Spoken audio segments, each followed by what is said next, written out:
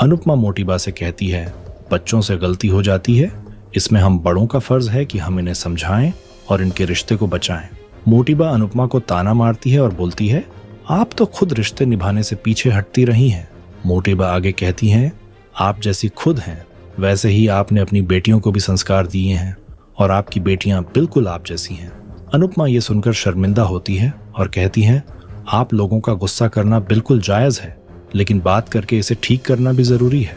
तभी तीखे लहजे में मीता भी अनुपमा से कहती है, कुछ बातों का बिगड़ जाना ही अच्छा होता है। जो लड़की अपने पति पर भरोसा नहीं करती है, जो लड़की अपने ससुराल वालों को इज्जत नहीं देती है, जो लड़की बिना बताए घर से भाग जाती है, वो लड़की इस घर की बहू नहीं रह सकती है। ये बात सुनकर सभी हैरान होते हैं। परी भी रोने लगती है, राजा भी परेशान होता है। तभी राही मीता को समझाने की कोशिश करती है, लेकिन मोटीबा उसे रोक देती है और कहती है, एक अच्छी बेटी बनने के चक्कर में बुरी बहू मत बन जाना। अनुपमा राही को इशारे से चुप रहने के लिए बोलती है। परी रोते हुए मोटीबा और बाकी सभी से माफी मांगती है और कहती है, मेरी एक गलती की इतनी बड़ी सजा मत दीजिए। परी को इस तरह रोता देखकर लीला कहती है, इसे माफ कर दीजिए, ये बहुत ज्यादा डर गई है। तभी पराग बोलता है, हम भी डर गए थे। अगर हमारा राजा ईशानी की बातों में आ जाता तो उसे वो जेल तक पहुंचा देती। सभी शर्मिंदा होते हैं। पराग आगे कहता है, हमारे लिए हमारी इज्जत सबसे बढ़कर है। गलती आपकी बेटी ने की है, लेकिन बदनामी हमारी होती। आपकी बेटियों को हमने घर की बहुएं इसलिए नहीं बनाया कि ये हमें कहीं मुंह दिखाने के काबिल ही ना छोड़ें। मीता कहती है, मैं कभी नहीं चाहती कि परी वापस राजा की जिंदगी में आए। परी रोते हुए वहां से चली जाती है। अनुपमा कोठारी परिवार से कहती है, इस मामले को शांति से हैंडल करें, बाबूजी भी माफी मांगते हैं। अनुपमा माही को देखती है। तब भी मोटीबा कहती है, ये उनका फैमिली मैटर है। इसी बीच माही दोनों परिवारों से बात करने की कोशिश करती है, लेकिन पराग माही और गौतम के रिश्ते को सीधा मना कर देता है। माही पूछती है, आपने तो मुझे बेटी कहा था, फिर ऐसा क्यों? ख्याति सवाल करती है, तुम इस घर के जमाई से प्यार कैसे कर सकती हो? माही कहती है, गौतम इस घर के जमाई नहीं है। पराग कहता है, क्या तुम चारों ने कसम खाई है हमें चैन से जीने नहीं दोगे? माही कहती है, दो अकेले लोग साथ रहकर खुश क्यों नहीं रह सकते? गौतम जी बदल गए हैं। प्रेम कहता है, ये तुम्हारी गलत फहमी है, लेकिन माही इनकार करती है। ख्याति पूछती है, क्या तुम आर्यन को इतनी जल्दी भूल गई? माही कहती है, मैं आर्यन को कभी नहीं भूल सकती, लेकिन मैं अकेली भी नहीं रह सकती। मीता शाह परिवार की बेइज्जती करती है और कहती है, हमारी गलती है, हम एक ही घर की 3 बेटियां यहाँ लेकर आए। वो आगे कहती है, परी ससुराल का सम्मान नहीं करती, राही हमेशा झगड़ती है और माही बेशर्मी है।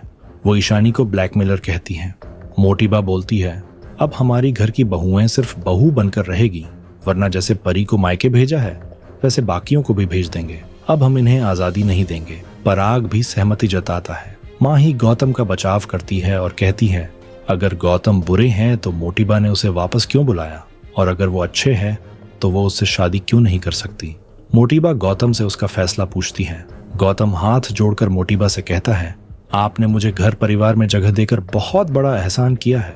मैं प्रार्थना का गुनाहगार हूँ, लेकिन मुझे इस बात की खुशी है, अब प्रार्थना खुश है और मेरे बच्चे को अंश जैसा बाप मिलेगा।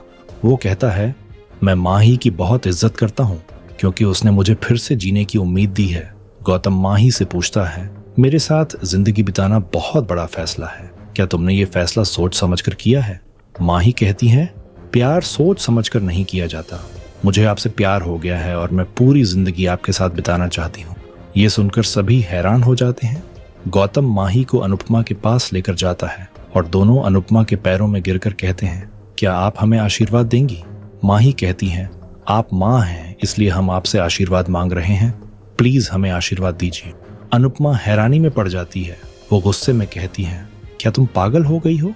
क्या तुम भूल गई हो इसने क्या क्या किया है? इसने अंश को पिटवाया था, अनु की रसोई को जलाया था, फाइनल कंपटीशन में मुझे कमरे में बंद कर दिया था। अनिल कहता है, ये फ्रॉड है, हमारी कंपनी में भी फ्रॉड कर चुका है। अनुपमा माही को समझाने की कोशिश करती है तो माही कहती है, हमें आपका भाषण नहीं, आपका आशीर्वाद चाहिए। अंश गुस्से में कहता है, ये गौतम अच्छा आदमी नहीं है, मैं तुम्हें ये पागलपन नहीं करने दूंगा। माही कहती है, तुम किस हक से मुझे रोकोगे? थोड़ी देर पहले तो तुमने मुझसे टीका लगवाने से मना कर दिया था। दोनों में टकरार हो जाती है। तभी पराग कहता है, फिर से त्योहार बर्बाद हो गया। अनुपमा माही से कहती है, ये तमाशा बंद करो। माही कहती है, क्या आप मुझे खुश नहीं देखना चाहती? मुझे आज तक किसी का प्यार नहीं मिला। आपने भी मुझे कभी प्यार नहीं किया। क्या प्यार पर मेरा कोई हक नहीं है? मैं भी इंसान को परख सकती हूँ। हर इंसान बदल सकता है। गौतम जी भी बदल गए हैं। माई कहती हैं, हम चाहते तो मंदिर में शादी कर सकते थे, लेकिन हम बड़ों के आशीर्वाद के साथ शादी करना चाहते हैं। हमें बगावत करने पर मजबूर मत कीजिए। अनुपमा हैरान होकर कहती है, क्या तुम मुझे धमकी दे रही हो? माही कहती है, आपने हमेशा राही की खुशी देखी है। आज मेरी खुशी के बारे में भी सोच लीजिए। आपकी वजह से मैंने आर्यन को खो दिया, फिर भी मैं आपके सामने हाथ जोड़ रही हूँ। गौतम जी को दूसरा मौका क्यों नहीं मिल सकता? अनुपमा परेशान होती है। तभी माही कहती है, कहीं ऐसा तो नहीं आप मुझे खुश देखना ही नहीं चाहती? आप मुझे विधवा की जिंदगी जीते हुए देखना चाहती हैं? अनुपमा उसे चुप रहने के लिए कहती है और गुस्से में कहती है, तुम अपनी बात मनवाने के लिए कुछ भी मत बोलो। तुम्हें तुम्हारे मायके और ससुराल ने बहुत प्यार दिया है, इसलिए ये विक्टिम कार्ड मत खेलो। तभी माही नाटक करती है और कहती है, ऐसे तो मुझे जीना ही नहीं है, मुझे मरना है।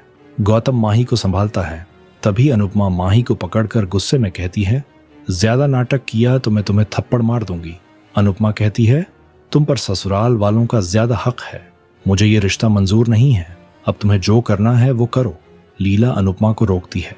अनुपमा कहती है, मैं सब समझ रही हूँ, ये मुझे इमोशनल ब्लैकमेल करने की कोशिश कर रही है। वो माही से कहती है, तुम अपने परिवार से पूछो।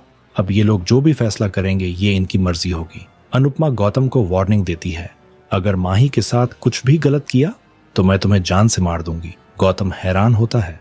अनुपमा माही से कहती है, तुम कोठारी परिवार का आशीर्वाद लो, क्योंकि उनकी रजामंदी ज्यादा जरूरी है। अनुपमा मन ही मन पराग से इशारों में रिक्वेस्ट करती है, आप माही को रोक लीजिए।